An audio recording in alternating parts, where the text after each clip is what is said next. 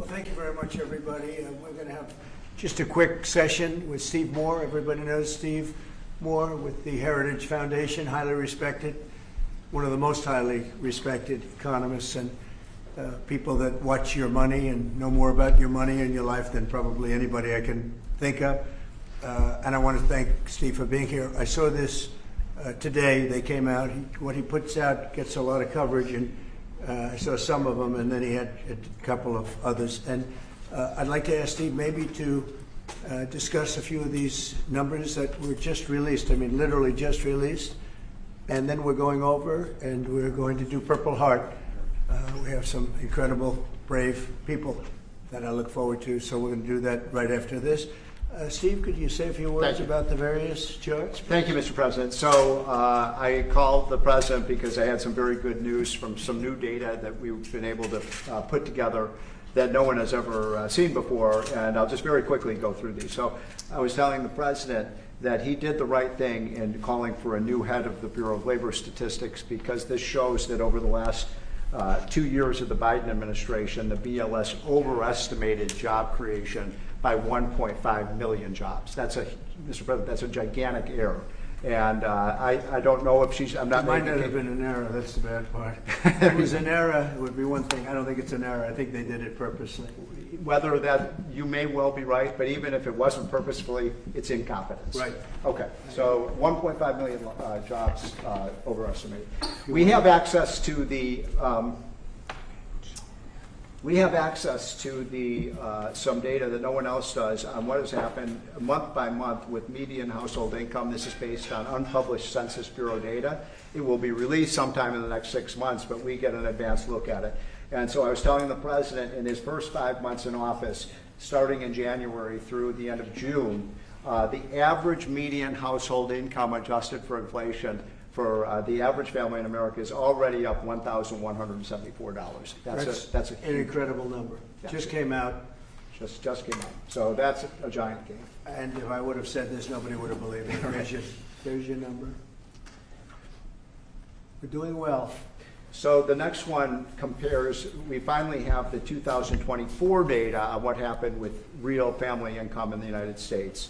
And so what I did was I compared the record in Donald Trump's first term with the Joe Biden first term. And you can see that, by the way, these dotted lines here, Mr. President, that's COVID. So if it had not been for COVID, these numbers would have been substantially better. But even taking account President Trump's last year in 2020, we saw a $6,400 real after inflation gain in income for the average family. And that compares with Joe Biden, which was a measly $551. So, Mr. President, you gain 10 times more income for the average family than Joe Biden is because of your policies. And that's taken into consideration COVID, yep. Which a lot of times you don't have to do that. Because I'm very glad you did. We're over almost 8,000 until look at that number. Yeah. Okay. So then we looked at which families did the best. And we have data from the Census Bureau that shows by income percentage. So the 25th percentile is the lowest income, 75th percentile is the highest income. And what I find fascinating about this, Mr. President, is every income group did better. The red is President Trump, the blue is President Biden. Every single income group did better under President Trump. But what's really amazing is look what happened under Biden. The lowest income group lost income under Biden. They were poor 4 years after Biden's presidency. No gain virtually whatsoever for the middle class. And the rich was the only group that did better under Biden, which is ironic because Biden keeps saying he was trying to get rid of income inequality. He made income inequality worse, not better. It was President Trump that reduced income inequality. These numbers just came out, by the way. Yep. And then finally, these are the numbers just I just showed you in percentage terms. Mr. President, these are the numbers in dollar terms. So even the lowest income 25th percent gained about $4,000 in income. That's a lot for a lower income family. $6,400 for the middle class and almost $10,000 for the richest. So you can see every income group did better under Trump than Biden by a wide margin. That's the story. I think when you look at them, they're all something, but this one chart really says it better than anything. If you look at this is great, but this chart is pretty amazing right here.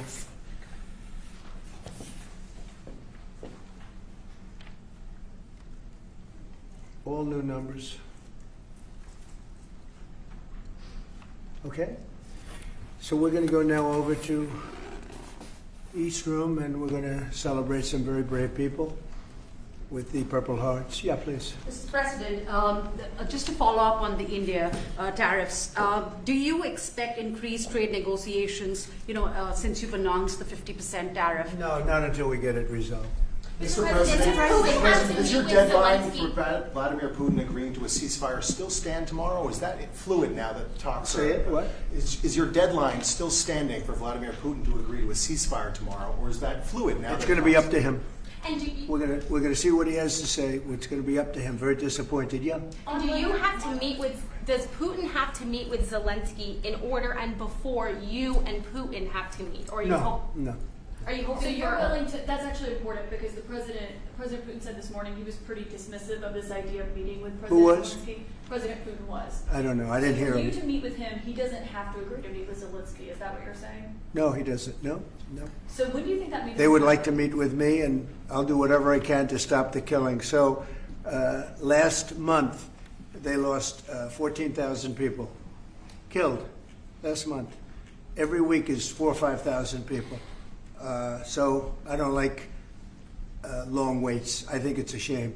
And they're mostly soldiers. They're Ukrainian and Russian soldiers, and some people from the cities where missiles are lobbed in, and you'll lose 35, 40 people a night, which is terrible. But no, mostly it's soldiers, and you're talking about, on average, 20,000 a month. 20,000 people are dying a month. Generally young people, soldiers. We're going to speak about soldiers. We'll see you over for Purple Heart.